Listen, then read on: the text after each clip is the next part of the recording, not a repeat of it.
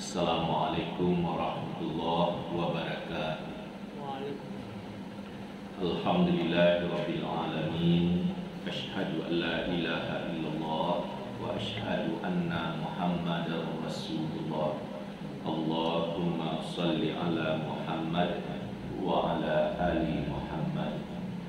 Rabbi shrah li sadri wa yassir li amri wahlul 'uqdatam min lisani yafqahu qawli. Bapak Ibu, kita awali pengajian siang ini dengan baca basmalah. Bismillahirrahmanirrahim. Materi kita memahami materi azan ya. Fokus azan pagi atau subuh. Mungkin sebagian kita sudah lama memahami, mengetahui ada azan didengar 2 kali pagi, sekira setengah jam menjelang subuh masuk, sudah ada azan dikumandangkan.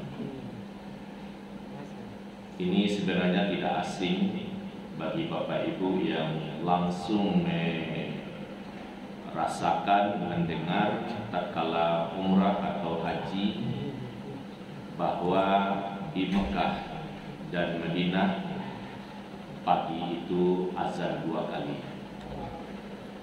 bahkan sampai mendekati 1 jam azan pertama menjelang subuh masuk.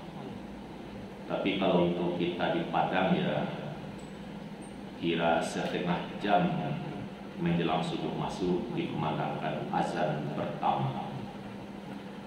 Mungkin kalau di Pasaraya ini setahu saya Masjid Taqwa Muhammadiyah, sejak saya masuk Kota Padang sampai hari ini itu azan paginya 2 kali, karena disosialisasikan oleh Maha Guru Haji Darwas Idris, karena dia lama belajar di Tanah Suci, memahami hukum dan diterapkan.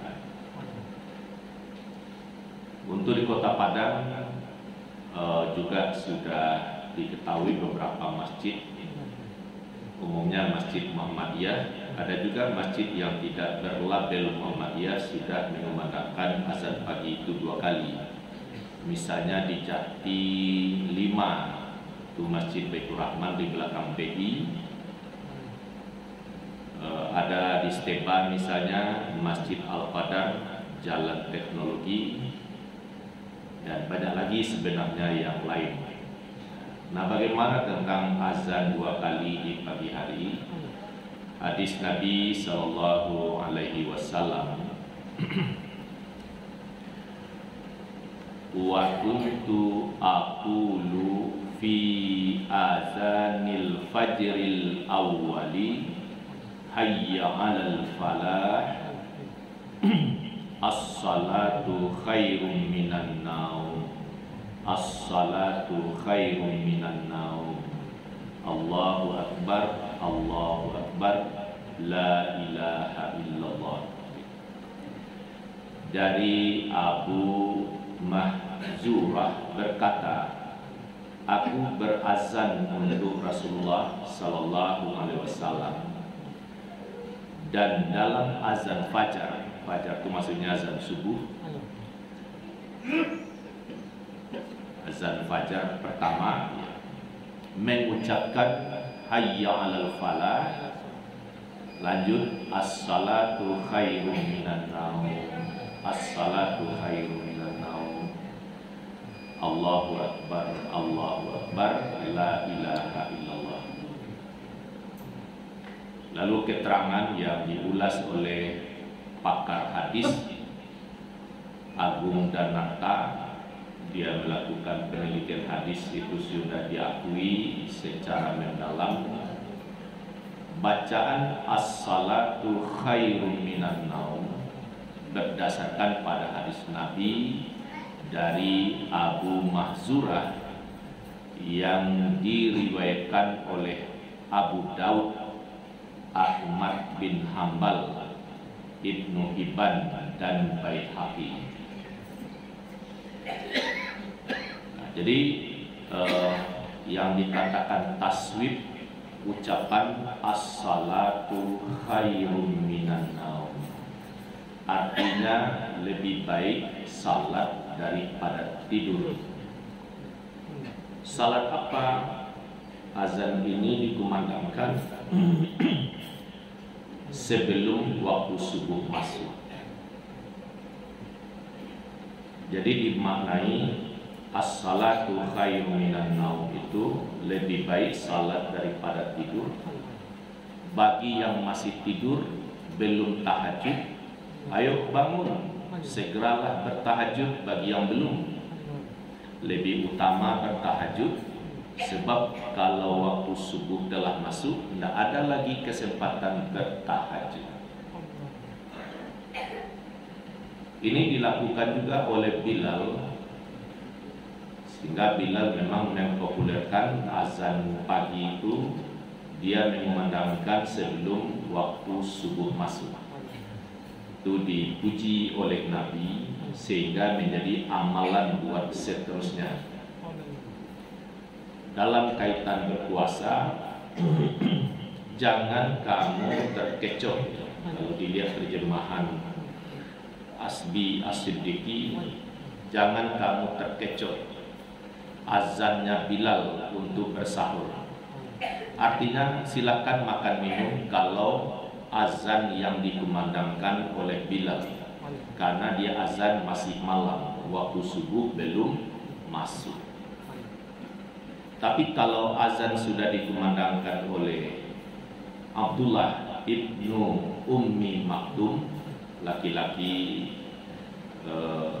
tidak bisa melihat, tapi dia sudah hafal jalan ke masjid.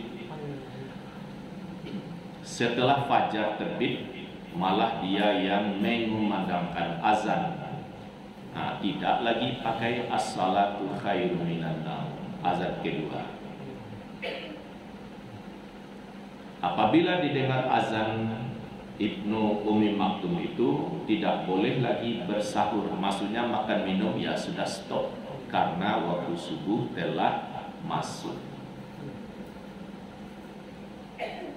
Nah, berhubung Ramadan ya benar-benar 1 bulan lagi ya, karena tanggal 11 hari Senin tanggal 11 Maret adalah puasa pertama kita berdasarkan hisab hakiki wujudul hilal. Berarti Ahad malamnya ya tanggal 10 Maret adalah agenda pertama ya, malam pertama Ramadan. Tarawih, witir, tadarus. Karena 1 Ramadan itu bermula hari Ahad tanggal 10 Maret waktu maghrib.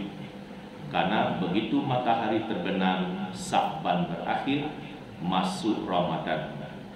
Dengan bukti posisi hilal atau bulan sabit sudah di atas ufuk 1 derajat lebih. Hitungan ini setelah saya lihat kalender Arab Saudi, juga 1 Ramadannya adalah hari Senin tanggal 11 Maret. Jadi puasa pertama kita ya dalam hitungan bulan ya benar-benar 1 bulan dari sekarang. Sekarang kan tanggal 11 Februari, tanggal 11 Maret kita berpuasa. Sebenarnya kurang ya, karena umur Februari sekarang kan 29. Jadi bolehlah disebut 1 bulan dari sekarang. Nah, materi selanjutnya Bapak dan Ibu, untuk membangunkan orang pagi hari itu, alhamdulillah saya dengar di Kota Padang sudah berkurang. Ini tanda pencerahan sudah jalan. Sudah berkurang orang membunyikan kaset ngaji atau putaran ngaji melalui pengeras suara.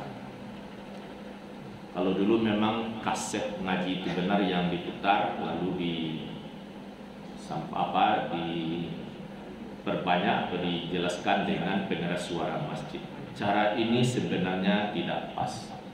Sebab apabila dibacakan Al-Quran, diamlah, dengar, simak. Terus kalau untuk membangunkan orang apa? Ya kembali kepada sunnah. Dikumandangkan azan sekira-kira setengah jam jelang waktu subuh masuk. Profesor Dr. Asbi As-Siddiqi dengan kealimannya menyusun buku